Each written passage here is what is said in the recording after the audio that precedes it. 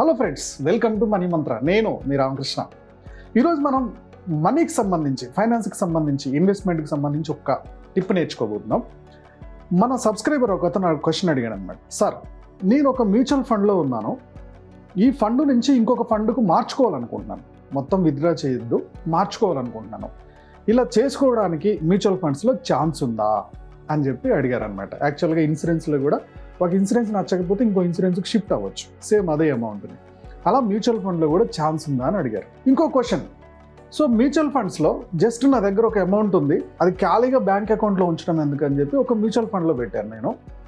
So దాన్ని ఒక 5-6 నెలల తర్వాత విత్డ్రా చేసుకోవాలనుకుంటున్నాను, ఇలాంటి అవకాశం కూడా ఉందా అని చెప్పేసి ఇంకొక పర్సన్ అడిగారు.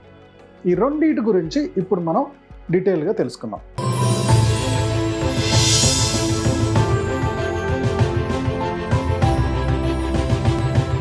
ఫస్ట్ ఆఫ్ ఆల్, మీరు మీ అకౌంట్లో డబ్బులు ఉంటే వేస్ట్ అనుకొని ఒక 5 లక్షలు ఉన్నాయి మీ దగ్గర, 5 లక్షల్ని మ్యూచువల్ ఫండ్లో పెట్టారు. ఇంకొక 7-8 నెలల తర్వాత మీకు అది అవసరం ఉన్నప్పుడు తీసుకుందామని.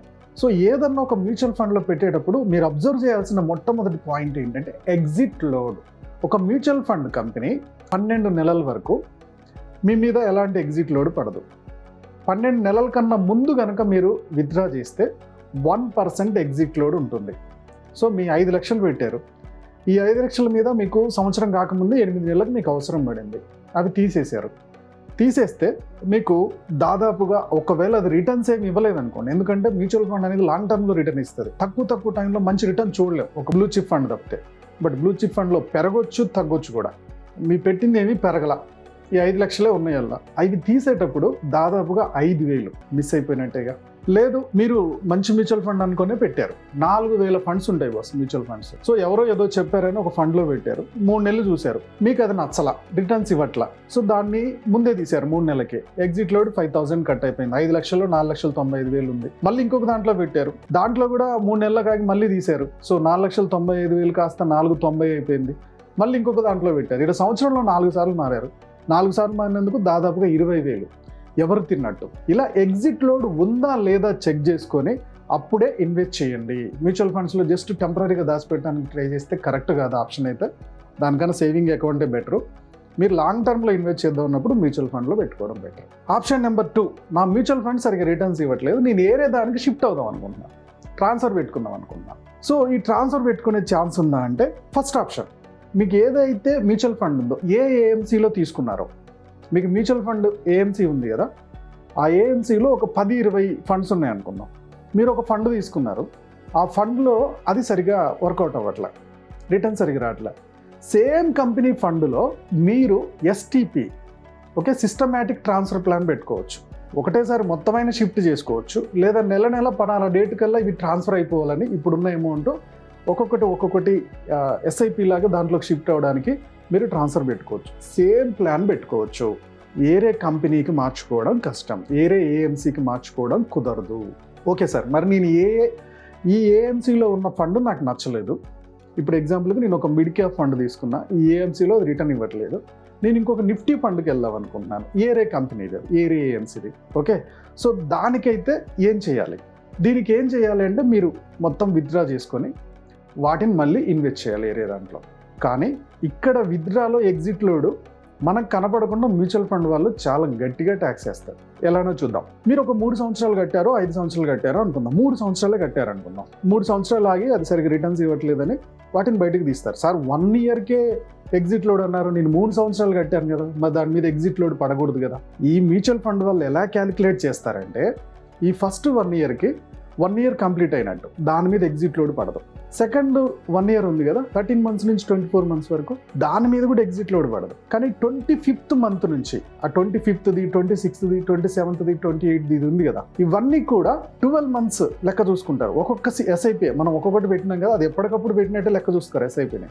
So 12 months. ఈ 3rd ఇయర్ ఉన్న అమౌంట్కి వాళ్ళు ఎగ్జిట్ లోడ్ వేస్తారు.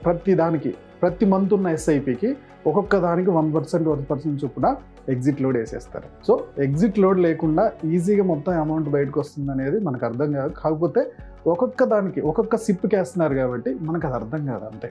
ఎగ్జిట్ లోడ్ పడుతుంది. సో ఒకవేళ మీరు 5 years చేశారనుకుందాం, అప్పటిదాకా 5 years దాకా ఇన్వెస్ట్ చేశారు, 4 years దానికి మీకు ఎగ్జిట్ లోడ్ ఉండదు. లాస్ట్ 1 year ఉంది కదా, ఆ 5th year దాని మీద ఎగ్జిట్ లోడ్ పడుతుంది ఒక్కొక్క ఎస్ఐపికి. ఒకవేళ లంసంలో అనుకో ఈ ప్రాబ్లం ఉండదు. సో ఆల్రెడీ మీరు పెట్టి 5 years అవుతుంది కాబట్టి దానికి ఎగ్జిట్ లోడ్ అనేది ఉండదు. ఓకే, సో ఇప్పుడు మీకు అర్థమైంది కదా, ఎగ్జిట్ లోడ్ అనేది పడుతుంది. మీరు 5 years పెట్టారు, దాన్ని బయటికి తీశారు, 4 yearsకి మీకు ఏం కాదు, ఆ లాస్ట్ 1 year పెట్టిన అమౌంట్కి ఎగ్జిట్ లోడ్ వేస్తారు. ఆ అమౌంట్ అంతా విత్డ్రా చేసుకొని మీరు ఇప్పుడు ఏరే దాంట్లో ఇన్వెస్ట్ చేద్దాం అనుకుంటున్నారు, ఏరే మ్యూచువల్ ఫండ్లో ఇన్వెస్ట్ చేద్దాం అనుకుంటున్నారు. అలాగే ఈ ఎగ్జిట్ లోడ్కి ట్యాక్స్ కూడా ఉంటుంది బాస్. ఈ ఎగ్జిట్ లోడ్ అనేది మ్యూచువల్ ఫండ్స్ ముందే కట్ చేసుకున్న తర్వాతే మన అకౌంట్కి ట్రాన్స్ఫర్ పెడతారు, అందులో ఏం డౌట్ లేదు. ఇప్పుడు అమౌంట్ వచ్చింది, ఈ వచ్చిన అమౌంట్ మీద ఏదైతే ప్రాఫిట్ గెయిన్ చేసామో ఆ ప్రాఫిట్ మీద ట్యాక్స్ పడుతుంది. మళ్ళీ ఇప్పుడు ట్యాక్స్ల విషయానికి వద్దాం. ట్యాక్స్లు ఎలా ఉంటుందంటే 2 రకాలుగా ట్యాక్స్ పడుతుంది. ఒకటి short term capital gain tax STCG, ఇంకొకటి long term capital gain tax, ఇది LTCG అంటారు. ఈ 2 ట్యాక్స్లు పడతాయి. షార్ట్ టర్మ్ ఏమో 15% పడుతుంది, లాంగ్ టర్మ్ ఏమో 10% పడుతుంది. 1 year లోపు మీరు కనుక అది విత్డ్రా చేస్తే ఒకటి ఎగ్జిట్ లోడ్ ఉంది, రెండోది ఆ అమౌంట్ విత్డ్రా చేసిన అమౌంట్ మీద మీకు ఏదన్నా ప్రాఫిట్ వస్తే ఆ ప్రాఫిట్ మీద 15% ట్యాక్స్ పడుతుంది. అదే లాంగ్ టర్మ్. సో దాదాపుగా మీరు 3 years 5 years పెట్టారు, ఈ లాంగ్ టర్మ్ మీద ఒక ప్రాఫిట్ వచ్చింది, ఓన్లీ ప్రాఫిట్ వచ్చింది కదా, ఈ ప్రాఫిట్ మీద ట్యాక్స్ 10% పడుతుంది. సో ఇప్పుడు ట్యాక్స్ కూడా కట్టాల్సి వస్తుంది మనం. ఇప్పుడు ఆ విత్డ్రా చేసిన అమౌంట్ని ఇంకొక ఫండ్లోకి మార్చాలా. ఇప్పుడు ఏం చేస్తే బాగుంటుంది? థర్డ్ ఆప్షన్కి వచ్చాం. ఈ విత్డ్రా చేసాము, ఈ ఫండ్ మీకు నచ్చలేదు, వేరే ఫండ్లో పెట్టబోతున్నారు. ఇప్పుడు ఏం చేయాలంటే ఈ ఫండ్ మొత్తం ఒకటేసారి తీయకుండా 4 భాగాలుగా 5 భాగాలుగా తీయండి. ఎగ్జాంపుల్కి ఇప్పుడు మీ దగ్గర 400 యూనిట్స్ ఉన్నాయి. ఓకే, అది ఒక ₹1,00,000 అనుకుందాం మీరు ఇప్పటిదాకా ఇన్వెస్ట్ చేసింది. సో ఈ 400 యూనిట్స్ని మీరు 4 భాగాలు చేయండి, 100 100 100 అంటే 25,000 25,000 25,000 25,000 యూనిట్స్గా కన్వర్ట్ చేయండి. కన్వర్ట్ చేసిన తర్వాత మొత్తం ఒకటేసారి అమ్మకుండా ఫస్ట్ 100 యూనిట్స్ ఒకసారి అమ్మండి, 3 days ఆగి వస్తుంది. రెండోది 100 యూనిట్స్ ఇంకొక రోజు ఆగండి, నెక్స్ట్ డే కానీ నెక్స్ట్ వీక్ కానీ అమ్మండి. మళ్ళీ ఇంకొక 3rd యూనిట్స్ మళ్ళీ నెక్స్ట్ 3rd డే కానీ 3rd వీక్ కానీ అమ్మండి. మీ ఇష్టం, అది మీ అవసరాన్ని బట్టి. ఓకే, సో 4th కూడా అలా 4th డే కానీ 4th వీక్ కానీ అమ్మండి. అప్పుడు ఏమవుతుంది, ఫస్ట్ డే మీరు అమ్మినవి 3 days ఆగే అమౌంట్ వస్తుంది కదా, అదే రోజు వచ్చిన రోజు మధ్యాహ్నం 3 గంటలలోపు మీరు ఇమీడియట్గా ఏ ఫండ్లో పెట్టాలనుకున్నారో ఆ ఫండ్లో పెట్టేయండి. ఓకే, సో దాన్ని అసలు ఆలోచించొద్దు. మధ్యాహ్నం 3 గంటలలోపు ఆ రోజు పెట్టేస్తే మీకు ఆ రోజు నుంచి ఇన్వెస్ట్ చేసినట్టు వస్తుంది. ఆ నెక్స్ట్ టైం వచ్చినాయి కదా, ఆ రెండోది వచ్చినాయి కదా, 2వ యూనిట్స్ 2nd డే పెట్టండి, 3rd యూనిట్ 3rd డే పెట్టండి, 4th యూనిట్ 4th డే పెట్టండి. ఇలా పెట్టడం వల్ల ఏమవుతుందంటే మీకు ఆ రోజే ఇన్వెస్ట్ చేసినట్టు, ఇమీడియట్గా తీయంగానే అవి ఇన్వెస్ట్ చేసినట్టు చూపిస్తుంది. మ్యూచువల్ ఫండ్స్లో మీరు డబ్బులు విత్డ్రా చేసుకున్నారు, వాటిని వాడేసుకున్నారు, ఆ క్యాపిటల్ గెయిన్ ట్యాక్స్ని ఇప్పుడు కట్టక్కర్లేదు, ఇమీడియట్గా అందులో ఇన్వెస్ట్ చేశారు కాబట్టి ఒక ఫండ్ నుంచి ఇంకో ఫండ్ స్టార్ట్ అయిపోయింది అనే ఒక క్యాలిక్యులేషన్స్ మీకు కనబడిపోతూ ఉంటాయి. దీనివల్ల ఇప్పుడు ట్యాక్స్ కట్టి మళ్ళీ వీటిని విత్డ్రా చేసేటప్పుడు కట్టే ట్యాక్స్ కన్నా మొత్తం ఒకటేసారి కట్టడానికి చాలా స్కోప్ ఉంటుంది. ఇది ఒక ఐడియా మాత్రమే, చాలా స్కోప్ ఉంటుంది. సో ఇలా ఒక్కసారి ట్రై చేయండి. సో ఓవరాల్గా ఈ వీడియోలో మనం తెలుసుకుంది ఏంటి, ఫస్ట్ షార్ట్ టర్మ్ కోసం కనుక పెట్టారంటే డబ్బులు అందులో, సో ఎగ్జిట్ లోడ్ ఉందా లేదో చూసుకోవాలి. షార్ట్ టర్మ్ కోసం మనం ఇన్వెస్ట్ చేస్తే వితిన్ 12 months లోపు కనుక మీరు ప్రాఫిట్ కనుక తీసుకుంటే ఆ ప్రాఫిట్ మీద STCG ట్యాక్స్ కట్టాల్సి వస్తుంది. Long term capital gain tax అయితే ఉంటుంది. ఓకే, షార్ట్ టర్మ్ మీద అయితే 15%, లాంగ్ టర్మ్ మీద అయితే 10% ఉంటుంది. అలాగే ఒక ఫండ్ నుంచి ఇంకో ఫండ్ మార్చుకోవాలంటే సేమ్ కంపెనీ అయితే ఫండ్ షిఫ్ట్ అవుతుంది, కానీ ఒక కంపెనీ నుంచి ఇంకో కంపెనీ, ఒక మ్యూచువల్ ఫండ్ నుంచి ఇంకో మ్యూచువల్ ఫండ్కి వెళ్ళాలంటే విత్డ్రా చేసి అవి ఇన్వెస్ట్ చేయడమే ఆప్షను. సో విత్డ్రాని మినిమం 4-5 భాగాలుగా డివైడ్ చేసుకోండి. వచ్చినట్టు కనుక మళ్ళీ ఇమీడియట్గా వాడుకోకుండా ఇన్వెస్ట్ చేసుకోగలిగితే మీకు బెనిఫిట్ పొందే అవకాశం ఉంటుంది. సో ఈ వీడియో మీకు నచ్చింది అనుకుంటున్నాను. నచ్చినట్టయితే ఏ పాయింట్ నచ్చిందో కామెంట్ చేయండి. వీడియో లైక్ చేయడం మర్చిపోకండి, షేర్ చేయడం మర్చిపోకండి.